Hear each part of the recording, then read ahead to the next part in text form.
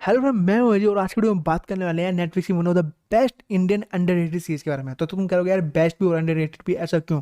क्योंकि भैया ये सीरीज बहुत ज़्यादा कंट्रोवर्शियल है। इसका नाम है लैला। तो यहाँ में देखने को मिलता है आर्यवत नाम का एक धर्म, जिसके चलते भाई ताजमहल तक उड़ा दिया जाता है। तो यहाँ में देखने को मिलता है जो आर्यवत है उसको हिंदू धर्म की तरह दिखाया गया है कि वो बहुत ज़्यादा प्रोग्रेसिव हो गया इंडिया के अंदर, जिसके कारण उसने जितने भी दूसरे धर्म है उन सबको दबा दिया या खत्म कर दिया। उनका शोषण चल रहा है इस धर्म के अंदर। तो ये सब हमें सीरीज के अंदर देखने को मिलता है। और यहाँ बात करें आर्यवत, तो यहाँ में देखने को मिलता है कि ये तुम इंटरकास्ट शादी भी नहीं कर सकते हो। अगर तुम इंटरकास्ट शादी करोगे तो तुम्हें या सुधार के लिए डाल दिया जाएगा गुरुजी के पास और वहां पे तुम्हारा दबा के टॉर्चर किया जाएगा।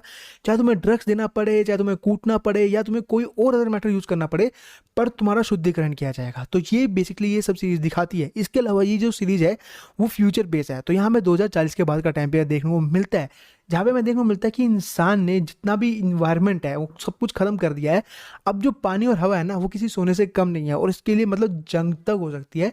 तो ऐसी सिचुएशन में दिखाई गई है इन फ्यूचर में। तुम्हें पता ही है गरीब की हालत और ज़्यादा गरीब हो चुकी है, वहीं जो अमीर है वो चिल करके अपनी लाइफ जी रही है। अगर हम बात करें स्टोरी की, तो यहाँ में जो हमारी मेन कैरेक्टर है शालिनी, जिसका रोल अदा कर रही है हुमा कुरैशी, तो उसकी लाइफ दिखाई गई है। यहाँ में दिखाया गया है जो हुमा कुरैशी है, मतलब शालिनी अपने पति रिजवान और अपनी बेटी लैला के साथ बहुत ज़्यादा खुश है, पर वो अपने घर में चिल करने के लिए लीगली पानी खरीदती है ताकि वो उसमें स्विमिंग कर सके। पर ये बात जो आर्यवत के लोगों को पता चल जाती है, जिसके बाद उसके घर में आ जाते हैं। प्लस उन्हें यह भी पता चल जाता है कि इन्होंने करी है इंटरकास्ट मैरिज, तो जिसके चलते वो जो शालिनी उसकी बेटी लैला है उसको जबरदस्ती पकड़ के ले जाते हैं अपने साथ सुधार गृह के लिए। पर वहीं जो उसका पति रिजवान उन्हें रोकने की कोशिश करता है तो वो इस बीच में मारा जाता है। तो उसके बाद हमें देखने को मिलता है 2 साल का टाइम गैप, कि हमें देखने को मिलता है जो हमारी शालिनी है गुरु जी के आश्रम में उसका दबा के टॉर्चर हो रहा है, पर उसने हार नहीं मानी है। वो अभी भी इन द एंड हर रात में अपनी बेटी लैला से मिलना चाहती है और उसके लिए वो कुछ भी करने को तैयार है। तो और जिसके चलते उसे एक बार मौका मिल जाता है उस उद्धार से भागने के लिए। तो जिसके बाद जैसे ही वो भागती है तो यहाँ पे जो भानु है तो वो उसे वापस पकड़ लिया जाता है। तो यहाँ पे देखने को मिलता है जो भानु एक तरह का ऐसा बंदा है जो कि अपना काम कराने के लिए कुछ भी कर सकता है और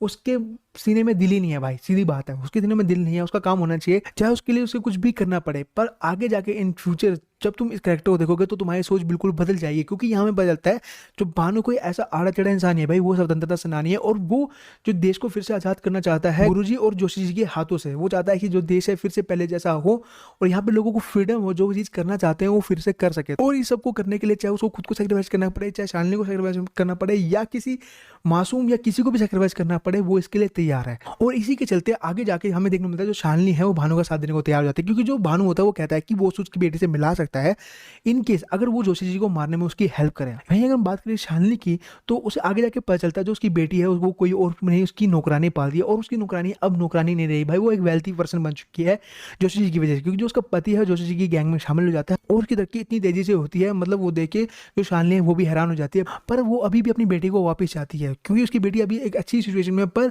वो चाहती है कि उसकी बेटी उसके पास वापस आए, क्योंकि जिस तरह से उसकी बेटी को उससे अलग किया गया तो वो एक बहुत ही गलत चीज़ है। तो जिसके कारण वो उसकी नौकरानी को भी कहती है कि उसकी बेटी वापस दे, पर वो देने से मना कर देती है। तो जिसके बाद जो शालिनी के पास कोई और ऑप्शन नहीं बचता और वो भानु का साथ देके जोशी जी को मारने का प्लान करती है।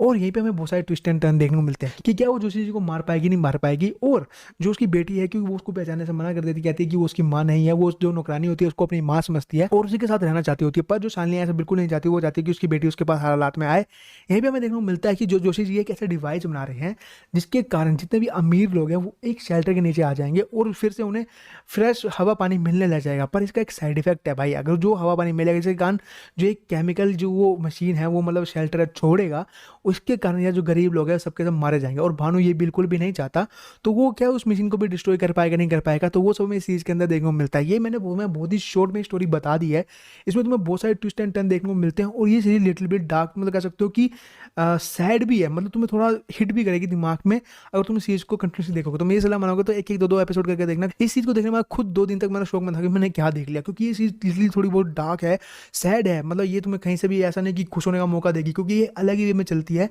पर इसके बावजूद ये सीरीज एक अच्छी सीरीज नहीं मानी जाती, क्योंकि अगर तुम IMDb में बात करोगे तो इसकी रेटिंग 4 है। अगर बात करें रोटन टोमेटो की, वहाँ पे इसको 80+ फ्रेश कहा गया है। तो इसका एक रीजन है भाई, क्योंकि तुम इस चीज को देखोगे तुम्हें खुद पता चलेगा कि भाई कितनी अच्छी इंडियन वेब सीरीज है और ऐसी सीरीज है बननी चाहिए। तो अगर तुम इस सीरीज देखना चाहते हो तो गो फ्री इट, नेटफ्लिक्स में जाओ, तुम्हें इजिली वहां से देखने को मिल जाएगी। और एक ये बहुत अच्छी सीरीज है। और इस सीरीज को देखने के बाद यार नीचे कमेंट बॉक्स में लिख के जरूर बताना कि तुम्हें ये सीरीज कैसी लगी। अगर तुम देख चुके हो तो तुम्हारा पॉइंट ऑफ व्यू क्या है। अगर मेरे से पूछो मुझे ये सीरीज बहुत ज़्यादा पसंद है यार, one of the best web series मैं मानता हूँ इसको इंडिया की, जो कि नेटफ्लिक्स में अवेलेबल है। अब जिसको बुरा लगता है बुरा लगे यार, गाने बड़े ये है तो है। तो इसी नोट पर मैं वीडियो को कंप्लीट करता हूँ, पर जाने से पहले अगर तुम फर्स्ट टाइम चैनल पे आए तो चैनल को सब्सक्राइब कर लो और be the part of this family, क्योंकि ऐसी इंटरेस्टिंग वीडियो यहाँ पे आते रहते हैं। और तुम अगर पहले से सब्सक्राइबर हो तो क्या कर रहे हो, इस चैनल को लाइक और शेयर करो अपने फ्रेंड्स के साथ, ताकि यार उनको भी ये जाके वीडियो मिल सके और वो भी वीडियो देख सके। और साथ में मुझे इंस्टाग्राम में फॉलो कर लेना, क्योंकि वहाँ पे मैं तुम्हारे इंटरेस्टिंग वीडियो डालता रहता हूँ, तो तुम वहाँ पे देख पाओगे। तो यार करते हैं इस वीडियो को यहीं पे कंप्लीट। थैंक यू यार इस वीडियो को देखने के लिए, एंड बाय।